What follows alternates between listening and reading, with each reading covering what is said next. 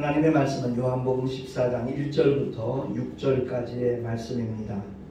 천천히 우리 합독을 하겠습니다. 시작. 너희는 마음에 근심하지 말라. 하나님을 믿으니 또 나를 믿으라. 내 아버지 집에 거할 곳이 많도다. 그렇지 않으면 너희에게 일렀으리라.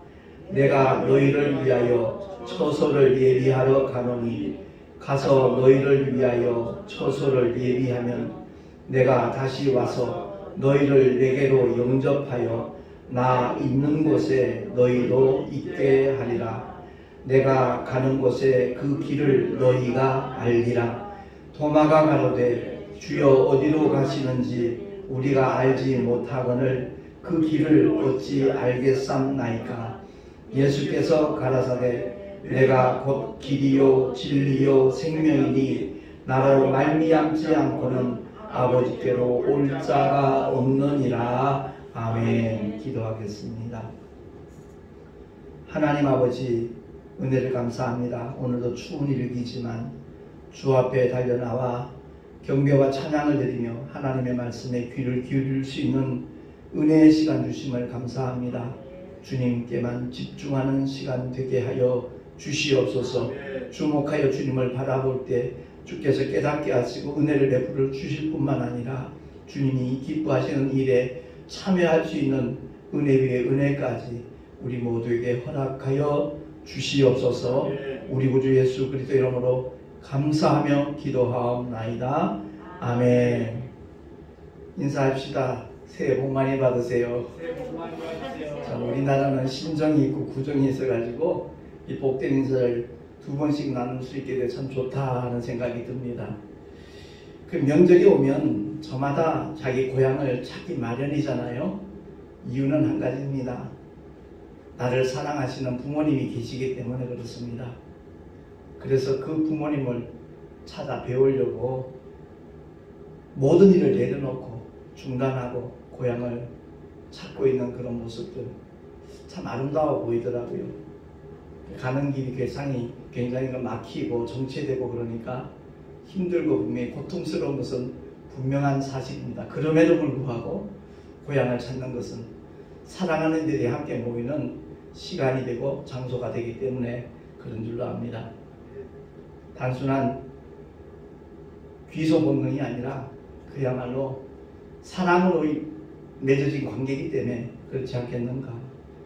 이 세상에서는 부모님이 자식을 가장 사랑하지만, 바꿔 말해서 나를 가장 사랑하시는 분이지만, 이 우주에는 그것과 비교할 수 없는 그야말로 완전한 사랑, 절대적인 사랑, 무조건적인 사랑, 하나님의 사랑이 있다는 것을 믿는 자들은 다 알고 있습니다. 사실 요즘에 코로나로 인해서 일터를 잃어버린 사람들, 일자리를 잃어버린 사람들 얼마나 많은지 몰라요. 자기가 거할 곳이 없어서 정말의 절망의 늪 속에서 허덕이다가 극단적인 선택을 하는 그런 안타까운 경우도 뉴스를 통해서 이렇게 많이 보도되고 있잖아요. 명절이 올 때마다 자기 고향을 찾지 못하는 안타까운 이웃들, 우리 주변에서 아마 쉽게 찾아볼 수 있을 거라고 생각합니다. 그런 현상들을 보면서 목회자의 한 사람으로서, 구원받은 하나님의 자녀의 한 사람으로서 더 안타까운 것은 그야말로 우리를 기다리실 뿐만 아니라 우리를 위하여 그 길을 마련하신 하나님의 아들 예수 그리스도가 계신데 그 좋은 소식을 듣지 못해서, 듣더라도 귓등으로 들어가지고 알아보지 못하고 정말 영원한 지옥의 나락으로 떨어지는 그런 사람들이 우리 주변에 너무나 많다 보니까 참 명절 때뿐만 아니라 하루에 이렇게 마주치는 사람들, 저 영혼은 어떨까 이런 생각을 참 자주 가지게 돼요. 물론 택시를 하면서 더 그런 마음들이 더 강해진 것 같아요. 더 진해진 것 같고, 우리 모두가 다 정말 그날을 기대할 수 있는 하나님의 사람으로 살 수 있기를 예수 이름으로 부탁합니다. 사실 지난주가 제가 택시를 시작한 지 딱 8년 되는 날이에요. 딱 8년 되는 날인데 조영만 목사님 아시잖아요. 시온교회 직분자들 헌신 예배가 있다고 목사님 말씀 좀 전해주실 수 있다고 부탁을 하시기에 이날이 바로 내가 택시한 지 8년 되는 날인데 참 뜻깊은 시간이 될 것 같다. 그렇게 이제 고백을 하고 지난주에 만나서 좀 성도들이 그 성전 안에 가득 찼더라고요. 참 하나님의 말씀을 참 사모하는 그런 심령들이 느껴져서 제가 더 은혜가 됐고요. 더 기쁜 시간이 되었습니다. 말씀을 전할 때마다 목사님을 필두로 아멘 아멘 하시는데 정말 제가 더 많은 은혜를 받고 왔어요. 근데 그날 전했던 말씀처럼 그 말씀의 제목이 그날을 기대합시다 그거거든요. 주님 다시 오실 날 손꼽아 기다리는 성도보다 더 복된 사람은 없는 줄로 믿습니다. 단순히 예수 믿고 구원받은 것으로 만족한다는 고백을 하는 분이 많이 있지만 자칫 그것이 교리적인 믿음의 수준이라면 그건 참으로 안타깝다 아쉽다 하는 마음을 갖게 되거든요. 정말 예수 믿고 구원받은 하나님의 사람들의 첫 번째 목표가 첫째 부활에 참여하는 것이 목표가 되어야 되는데 아예 그 사실조차도 모르고 교회를 다니는 사람이 의외로 많이 있더라고요. 오늘 본문의 말씀을 통해서 주님이 일러주셨잖아요. 내가 가는 곳에 그 길을 너희가 알리라 그랬더니 도마의 고백처럼 교회를 다니지만 예수를 믿는다고 하지만 그 길을 도무지 알지 못하고 헤매는 사람들 의외로 많이 있더라고요. 어떤 분들은 저는 아직 구원의 확신이 없어요. 그러니까 성경 공부를 하다 보니까 가르치는 분들이 구원의 확신이 있어야 천국 간다 그러니까 그 구원의 확신은 자칫 신념의 차원일 수 있거든요. 나는 구원받은 줄 믿습니다. 자기 의지로 막 고백하고 선포하고 그게 믿음인 줄 아는 경우가 없잖아요. 있어요. 그게 아니라 정말 하나님의 독생자 예수님을 믿는 자들은 모든 죄에서 자유함을 누리는 건 물론이고 주님이 약속하신 저 천국에 들어가는 조건이 바로 예수 그리스도를 나의 구주로 하나님의 독생자로 믿고 받아들이기만 하면 되는 건데 어떤 구원의 확신 자꾸 그것을 강조하다 보니까 거기에 대해서 정말 뚜렷한 어떤 고백을 해보지 못한 사람들은 혹시 나 구원받지 못한 거 아닌가. 더더구나 요즘 코로나 시대에 좀 어떤 표장적인 그런 주장을 하는 분이 없잖아 있거든요. 그런 일에 마음을 빼앗기다 보면 사회의 모든 체계까지도 부인을 해버리고 안 그래도 코로나 때문에 사람들 자주 만나지 못해갖고 참 아쉬움이 있고 안타까움이 없잖아요 있는데 스스로가 그것을 거부함으로 말미암아서 식당도 못 가, 목욕탕도 못 가, 쇼핑센터도 못 가, 스스로 자기의 삶을 꼴감하는 그런 분들이 없잖아 있더라고요. 제가 그 현상을 볼 때 느끼는 것은 벌써 오래전 얘기잖아요. 공영방송에서 주님 재림하시다 주장을 하니까 모여서 막 통성으로 기도하고 그런 현장을 다미 선교회 사건 얘기하는 겁니다. 그 중계도 하고 그랬는데 결국 불발로 끝났잖아요. 해프닝으로 끝났잖아요. 근데 단순히 해프닝으로 끝났다라고 그냥 치부할 얘기가 아니더라고요. 거기에 목숨 걸고 학교도 그만두고 직장도 그만두고 전 재산 팔아서 바친 사람이 적지 않은 수였어요. 그러니까 우리는 어디까지나 하나님의 말씀을 기준으로 하여 그 말씀에 근거해서 이 세상의 흐름을 분별할 수 있어야지. 유튜브에 올라온 어느 좀 이름 있는 유명한 목사님이 상담하는 모습을 보고 제가 참 마음이 아팠어요. 왜 저런 식으로 상담을 할까? 마치 백신을 맞은 사람들은 믿음이 없는 사람인 것처럼 주님을 배반한 사람인 것처럼 세상을 자기 주로 받아들인 사람인 것처럼 간주를 하고 그렇게 상담을 하더라고요. 그거 회개하시라고. 그거 회개 안 하면 큰일 난다고. 이런 식으로 상담하는 것을 보고 참 오늘날 주의 종들이 특히 그 영혼을 위하여 상담하신다는 분들이 주님의 심정을 가지고 하나님의 말씀을 통해서 분별을 해야지 어떤 이상한 기류 그 흐름에 따라 휩싸이는 것 정말 위험천만한 일이다 하는 것을 그 순간에 제가 느꼈습니다. 우리 주님이 무화과나무에서 고심하고 있는 나다나엘을 향하여서 참 이스라엘 사람이다 라고 말씀하잖아요. 왜냐하면 분명히 하나님의 약속대로 베들레헴에 탄생하셔야 될 주님이신데 분명히 나사렛 사람으로 소문이 나 있는데 그 예수가 가는 곳곳마다 사람들이 구름대처럼 쫓아다니고 또 더더군다나 거기서 희한한 일들이 일어나니까 문둥병자가 깨끗해지고 소경이 눈을 뜨고 벙어리가 말을 하고 별의별 희한한 일들이 일어나니까 과연 무엇이 하나님의 뜻입니까라고 무화과나무 아래서 기도하는 나다나엘을 주님이 만나 주시잖아요. 그렇습니다. 오늘날 시대의 흐름을 따라서 하나님의 하신 일을 우리가 분별하는 지혜 분명히 필요한데 그것이 자칫 한쪽으로 치우치게 되어지면 사회 질서를 파괴하는 행위가 될 수 있고 더 이웃과의 관계를 단절시키는 안타까운 일들이 일어나더라고요. 요즘 제 아내가 좀 바빠가지고 제가 가끔 운행을 하다가 집까지 가기가 좀 그렇고 가끔 어떤 중국 음식점 같은 데서 뭐 간짜장이나 물 하나 내가 좋아하는 음식을 시켜 먹으려고 할 때도 누군가 같이 만나서 이렇게 대화하면서 먹을 수 있으면 좋은데 그 사람의 입장이 그렇지 못하니까 아예 그 모든 것을 단절하게 되는 그런 결과로 이어지더라고요. 그렇습니다. 이제 내일 모레가 설날인데 정말 우리가 어떻게 정말 처신하는 것이 자녀의 자세이고 가족의 모습인가 하는 것 너무 잘 알고 있잖아요. 근데 그것이 어떤 관계가 흐트러지고 깨어지는 이유들로 인해서 예컨대 어떤 물질 관계라든가 뭐 형제지간에 뭐 돈을 빌려주고 투자를 하고 이런 문제들 불편해지니까 그 자리가 너무나 껄끄러워지는 거예요. 그런 현상들을 볼 때 가족이 일어나서 참 마음이 아프다 하는 생각이 들더라고요. 제가 열심히 목회는 했지만 내 이름이 개명되기 전에 김기용 목사라는 이름으로 목회를 할 때 대구에서 한 20년 전에 개척을 한 적이 있어요.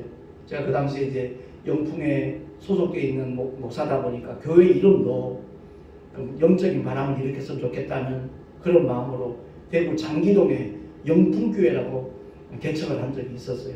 굉장히 힘들죠. 어려웠죠. 그런데 형제 중에 그 연료전력항공기 그 사업하는 아우가 하나 있어요. 형 이렇게 목회하는데 힘들고 어려운데 어떤 재정적인 어려움을 타개할 수 있는 아이템이 있다. 그러면서 제안을 하는 거예요. 그래서 제 사위하고 딸한테 3천만 원만 투자를 하라는 거예요. 그럼 지상권을 가지고 그 영업을 해나가면 이게 획기적인 상품이라 엄청나게 아마 그 애들도 돈을 벌고 형한테도 보탬이 될 거라고 그러는 거예요. 그러면서 당장 3천만 원 투자를 하면 20% 지사 마진이 있으니까 그것을 몇 달간 운영비가 될 거 아니냐. 그 말에 제가 넘어갔어요. 그래서 그 결과 그 사위와의 관계가 완전히 단절되는 지경까지 이르더라고요. 그렇습니다. 이런저런 문제로 부모 형제 간에 불편한 관계가 되면 정말 이 설날 같은 날은 기쁘고 즐거운 날이 돼야 되잖아요.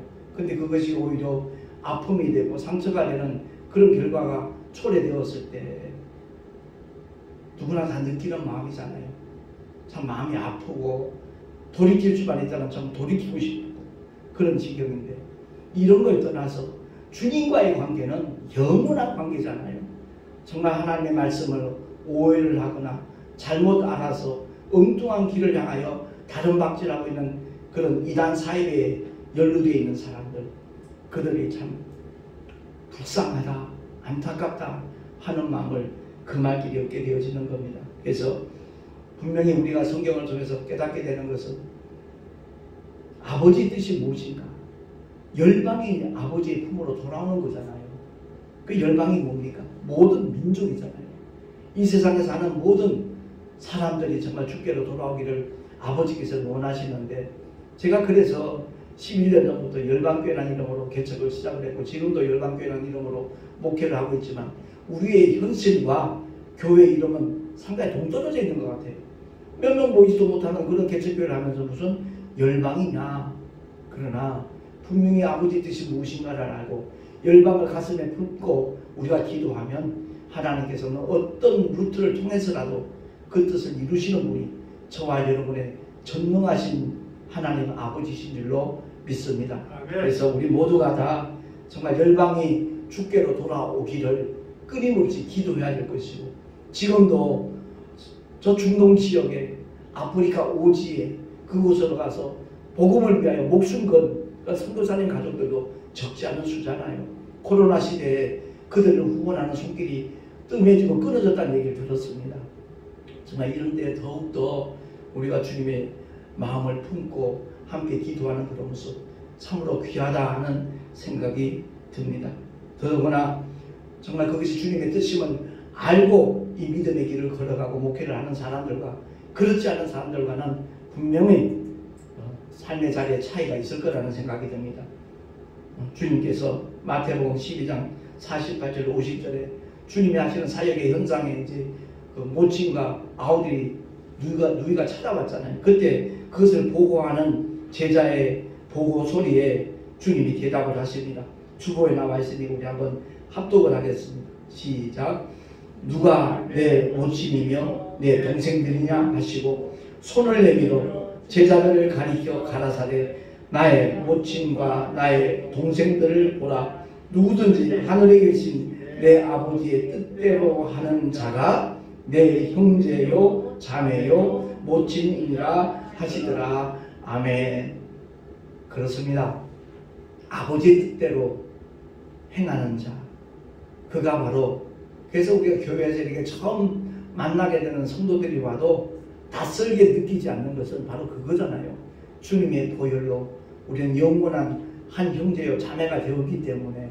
지난주에도 딱 정말 좀 기념되는 날인데 한 3개월 전에 오셨던 권사님이 남편분하고 같이 예배 동참했더라고요. 근데 마음이 불편하지 않아요. 어색하지도 않아요. 굉장히 편안해요. 지난해 조금 설교가 또 길었어요. 근데 말씀을 참 사모하며 듣는 그 모습이 오히려 제겐 또 위로가 되고 힘이 되고 그래서 은혜 말씀을 많이 나눴는데, 그렇습니다. 아버지의 뜻대로 행하는 자, 그 사람이 뭐 언어가 다르고 피부가 다르고 인종이 다르고 지역이 다르고 문화가 다를지라도 그 사람이 바로 우리의 영원한 형제요 자매인 줄로 믿습니다. 일본 선교에 대해서 부정적인 얘기를 하는 분이 없잖아 많이 있어요. 물론 일제시대를 통해서 많은 억울함을 당하고 어려움을 겪고 고통을 받은 사람들의 그 느낌을, 그 감정을 우리가 이해는 할 수 있지만 하나님의 마음을 가질 때 저들에게도 꼭 생명의 복음이 전해져야 될 것이고, 저들 역시 니느웨 사람처럼 구원받아야 될 회개할 영혼이라는 것을 우리가 인지를 하고 전 세계를 위해서 기도할 수 있는 하나님의 사람들이 될 수 있기를 예수 이름으로 부탁합니다. 아멘. 제가 대조동 순복음 신학교 출신인데 그 신학교 채플 시간마다 마지막 구호를 외치는 게 있었어요. 그건 다름이 아니라 오늘은 한국을, 내일은 세계를. 그때 우리의 가슴이 사실 얼마나 뜨거웠는지 몰라요. 그 순간만큼은 정말 진실이었거든요. 그렇습니다. 그 고백은, 그 선포는 끊임없이 우리에게 있어야 될 고백이고 선포가 되어야 될 줄로 믿습니다. 주님이 말씀하시기를 마태복음 7장 21절 우리 합독합니다. 시작. 나더러 주여 주여 하는 자마다 천국에 다 들어갈 것이 아니요 다만 하늘에 계신 내 아버지의 뜻대로 행하는 자라야 들어가리라. 아멘. 주님이 분명히 약속하셨어요. 영접하는 자, 곧 그 이름을, 예수의 이름을 믿는 자들에게는 하나님의 자녀가 되는 권세를 주셨다 그랬습니다. 근데 이것이 단순한 이론이고 교리적인 믿음으로 받아들이면 그들의 삶은 변화되는 게 없더라고요. 변화된 삶이 수반되지를 못하더라고요. 그래서 결국 복음의 걸림돌이 되어지고, 우리 한국 기독교가 얼마나 70년대 80년대까지 얼마나 크게 부흥을 했습니까? 근데 그것이 어떤 외형적인 부흥이고 그 내면 속에 온전한 변화가 일어나지 못하니까 그것이 오히려 암적인 요소로 작용하는 것을 우리가 보고 있잖아요. 제가 택시 전도하면서 처음 느꼈던 게 바로 그거예요. 손님들 중 3분의 1은 예전에 교회 다녔대요. 그것도 열심히 다녔대요. 충성도 했대요. 근데 지금은 안 다닌대요. 안 다니는 수준이 아니라 안티 크리스찬에 대해서 자기가 다니던 교회 성직자들 욕하기 시작하는데 참 처음에는 거북했어요. 듣기가 힘들었어요. 근데 주님이 기도할 때마다 귀담아 들으라고 감동을 주셔서 한 30개월 들었던 그 내용들을 발췌해가지고 정리를 해서 목사님들 사모님들만 보는 신문 있잖아요. 목회자 사모신문. 거기에다 기고를 한 거예요. 그 기고했던 내용을 그대로 게재를 해줘가지고 그게 인연에 대해서 지금 8년째 이렇게 연관된 제 기사들이 이렇게 소개가 되고 있는 관계가 되어졌는데 바로 그겁니다. 성경 공부 필요하죠. 제자 훈련 필요하죠. 그러나 근본적으로 내면의 변화가 있지 않으면 그 모든 열심은 결국은 부작용으로 나타나더라고요. 오히려 그분들 때문에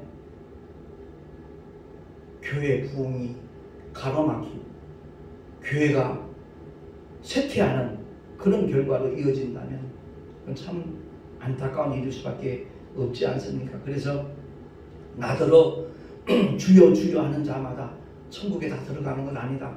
이 주님의 직접 일러주신 이 말씀을 귀담아 듣는 그런 자들이 복 있는 사람인 줄로 믿습니다.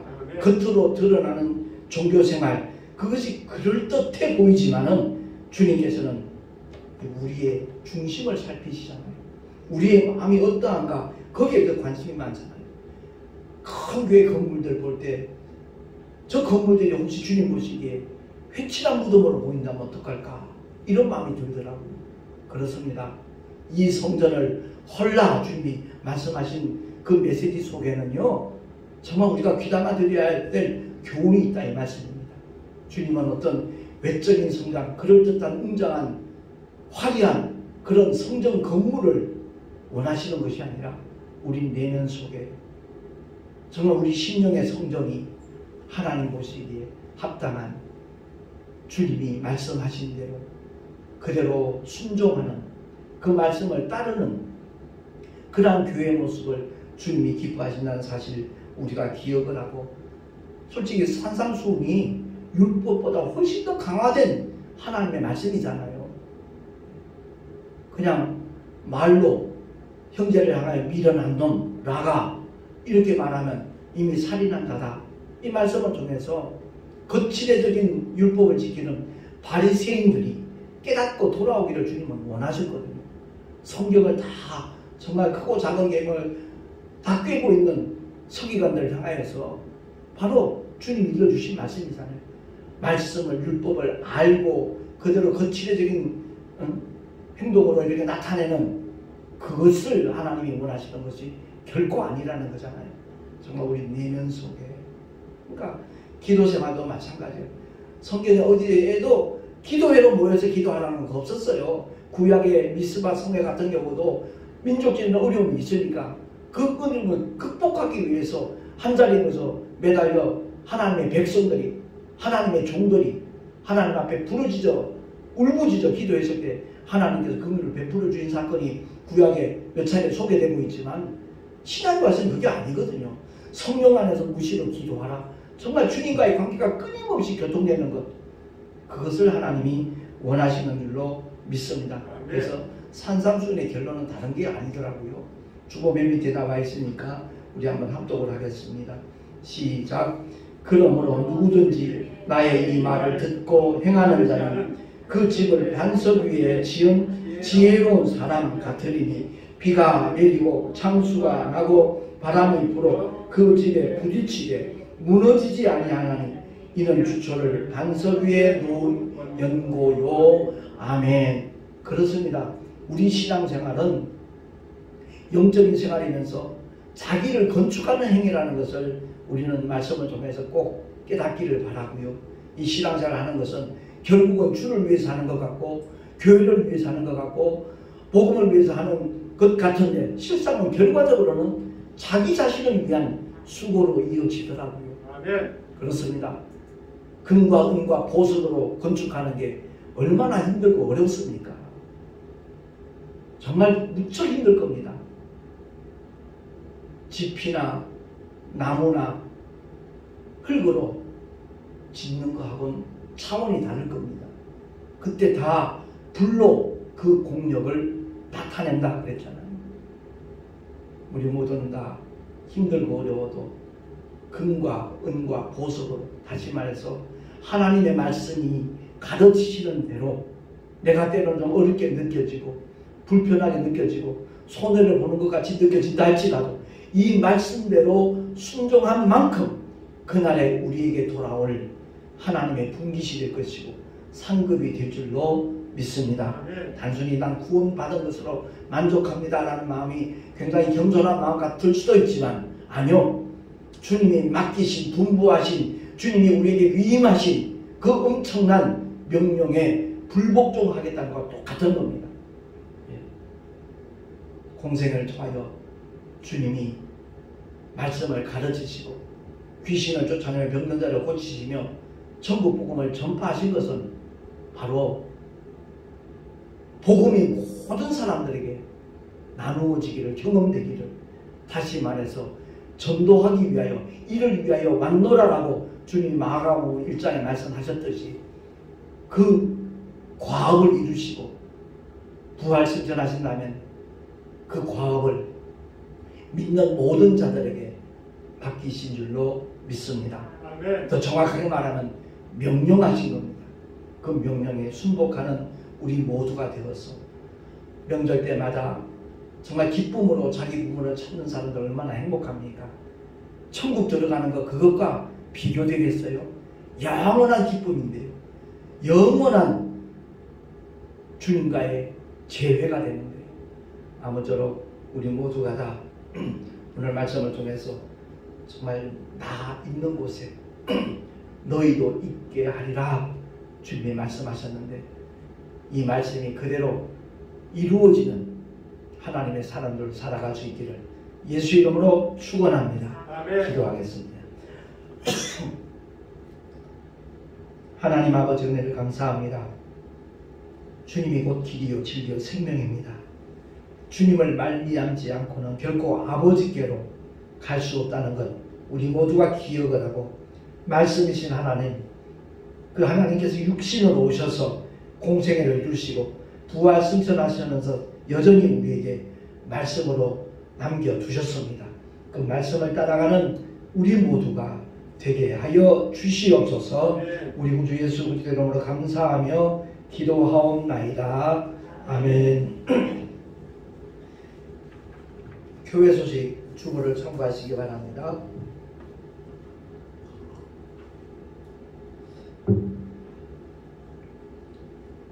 지난주에 이제 택시 전도를 시작한 지 한 8년이 지났고요. 8년이 지나다 보니까 여기저기서 택시 전도에 필요한 어떤 물질 같은 거 이렇게 후원하는 분들이 많이 생겨나고 있습니다. 위에서 기도해 주시면 좋겠고요. 저는 사실 법인 택시를 하고 있지만 언젠가 하나님 허락하시는 개인 택시를 통해서 내 건강이 허락하는 날 그 택시라는 특별한 공간 안에서 복음을 나눠주기를 정말 소망하고 있습니다. 함께 위에서 기도해 주시면 감사하겠고요. 이제 내일 모레 설날인데 아무쪼록 사랑과 은혜가 넘치는 가족과의 만남이 될 수 있기를 소망하고요. 위에서 기도해 주시면 참 좋겠습니다. 정말로 하나님의 놀라운 사랑을 전할 수 있는, 나눌 수 있는 그런 특별한 시간 되기를 소망합니다. 기도하겠습니다. 주님을 예배하며 11조와 여러가지 모양의 예물을 주님 앞에 드렸습니다. 주님께서 세우신 귀한 열방교회, 그 열방교회를 통해서 주님의 영광 받아주시기를 간절히 소망하며 김철선 목사님, 안저숙 강도사님, 사모님 주님께 예물 드렸습니다. 기쁘시게 흥행하여 주시고 하나님 아버지 그 삶의 자리에 그 사역의 현장에 주님의 손길이 늘 나타날 수 있는 은혜 위에 은혜 허락하여 주시옵소서. 우리 모두가 다 주님 맡겨주신 사명 감당하는 일에 최선을 다하는 주님의 신실한 일꾼들이 되게 하여 주시옵소서. 원건각지에서 귀한 예물 드린 손길들이 있습니다. 11조 예물 드린 손길들 위해 함께 하시고 주님 말씀하신 대로 정말 그 약속이 현장에서 나타남을 보여줄 수 있는 믿음의 역사, 축복의 역사 주님 허락하여 주시옵소서. 이 예물이 쓰여지는 곳곳마다 주의 영광 나타나기를 간절히 소망하옵고 우리 구주 예수 그리스도 이름으로 감사하며 축복하며 기도하옵나이다. 아멘. 이제는 우리 구주 예수 그리스도의 크신 은혜와 하나님 아버지의 영원하신 사랑하심과 보혜사 성령 하나님의 내주교통 인도하심과 축복하심이 나 있는 곳에 너희도 있게 하리라 약속하신 그 말씀이 이루어지기를 소망하며 결단한 하나님의 사람들 머리 위에 그 가정과 자녀들과 경외하는 모든 일터 위에 또한 주께서 피로 값주고 세우신 주님의 모든 교회들 위에 지금으로부터 영원토록 함께 있을지어다. 아멘.